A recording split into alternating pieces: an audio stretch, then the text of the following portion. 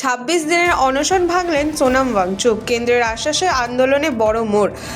২৬ দিনের দীর্ঘ অনশনের পর অবশেষে অনশন প্রত্যাহার করলেন সমাজকর্মী ও শিক্ষাবিদ সোনাম ওয়াংচুক। সরকার এবং বিভিন্ন রাজনৈতিক দলের সংসদের সদস্যদের কাছ থেকে একাধিক গুরুত্বপূর্ণ আশ্বাস পাওয়ার পরেই তিনি এই সিদ্ধান্ত নেন। সরকার জানিয়েছেন, দেশের ভেঙে পড়া পরীক্ষা ব্যবস্থায় জবাবদিহিতা নিশ্চিত করার বিষয়টি ভারতীয় সংসদে আলোচনা করা হবে। পাশাপাশি সাম্প্রতিক নিট প্রশ্নপত্র ফাঁসের ঘটনায় আত্মহত্যা করা পরীক্ষার্থীদের পরিবারের জন্য পর্যাপ্ত ক্ষতিপূরণের ব্যবস্থা করা হবে বলে আশ্বাস দেওয়া হয়েছে। এছাড়াও শান্তিপূর্ণভাবে আন্দোলনে অংশ নেওয়া ছাত্রছাত্রী ও যুবকদের বিরুদ্ধে কোনো মামলা দায়ের করা হবে না বলেও জানিয়েছে সরকার। সেখানে তার সাথে দেখা করেন কেন্দ্রীয় মন্ত্রী জেপি নাড্ডা এবং জিতেন্দ্র সিং। প্রধানমন্ত্রী নরেন্দ্র মোদীও তার দ্রুত আরোগ্য কামনা করেছেন। দীর্ঘ আন্দোলনের পর সরকারের এই আশ্বাসে আপাতত নতুন মোড় নিল পরীক্ষা সংস্কার এবং ছাত্র আন্দোলনের লড়াই।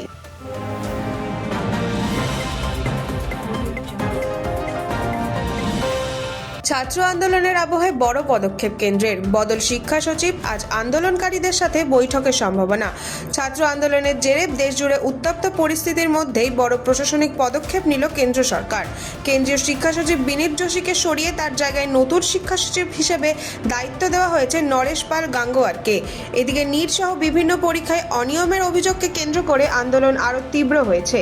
আন্দোলনকারীদের একাংশ কেন্দ্রীয় শিক্ষামন্ত্রী ধর্মেন্দ্র প্রধানের পদত্যাগের দাবিতে অনড় রয়েছে। এই পরিস্থিতিতে আজ সরকার ও আন্দোলনকারী প্রতিনিধিদের মধ্যে গুরুত্বপূর্ণ বৈঠকের সম্ভাবনা রয়েছে। সূত্রের খবর, বেলা 12:30 নাগাদ সিজেপির প্রতিনিধি দলের সাথে সরকারের বৈঠক হতে পারে। আলোচনার মাধ্যমে অচলাবস্থা কাটানোর চেষ্টা করা হবে বলে মনে করা হচ্ছে।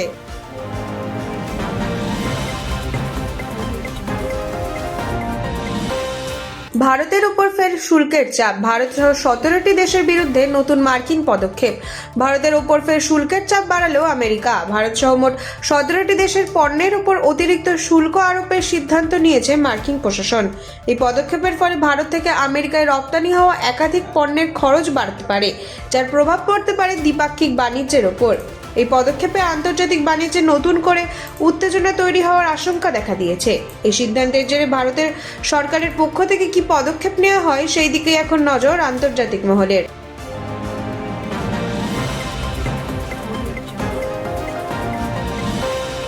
সংসদে তুমুল হইচই। শিক্ষামন্ত্রীর পদত্যাগের দাবিতে বিরোধীদের বিক্ষোভ।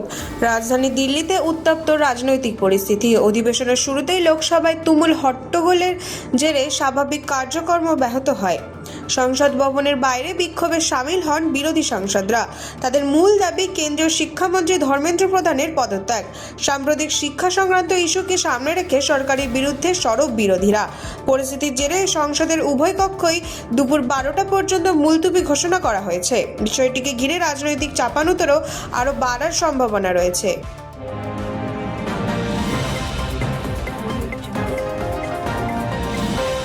পুরো ভোটের আগে আজ কলকাতা পুরসভার বাজেট। নজরে স্বচ্ছতা ও দুর্নীতির বিরুদ্ধে কড়া বার্তা।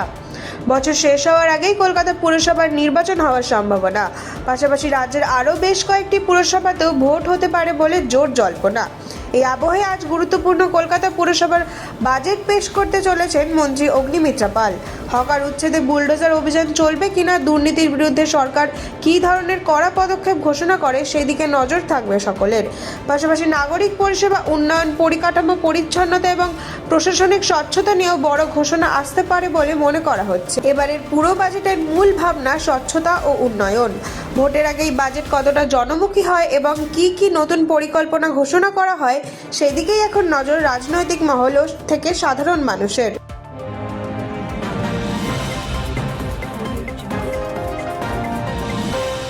অভিষেক বন্দ্যোপাধ্যায়ের নামে ফের এফআইআর। সাইবার ক্রাইম থানায় অভিযোগের ভিত্তিতে মামলা রুজু।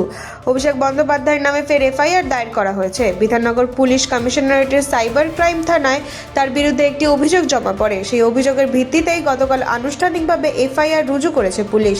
পুলিশ সূত্রে জানা গিয়েছে, অভিযোগের বিষয়টি খতিয়ে দেখা হচ্ছে এবং তদন্ত শুরু হয়েছে। তবে অভিযোগের নির্দিষ্ট বিষয়বস্তু বা মামলার বিস্তারিত সম্পর্কে এখনো আনুষ্ঠানিকভাবে কিছু জানানো হয়নি। এই ঘটনায় রাজনৈতিক মহলে নতুন করে জোর চর্চা শুরু হয়েছে। তদন্তের অগ্রগতির দিকেই এখন নজর সকলের।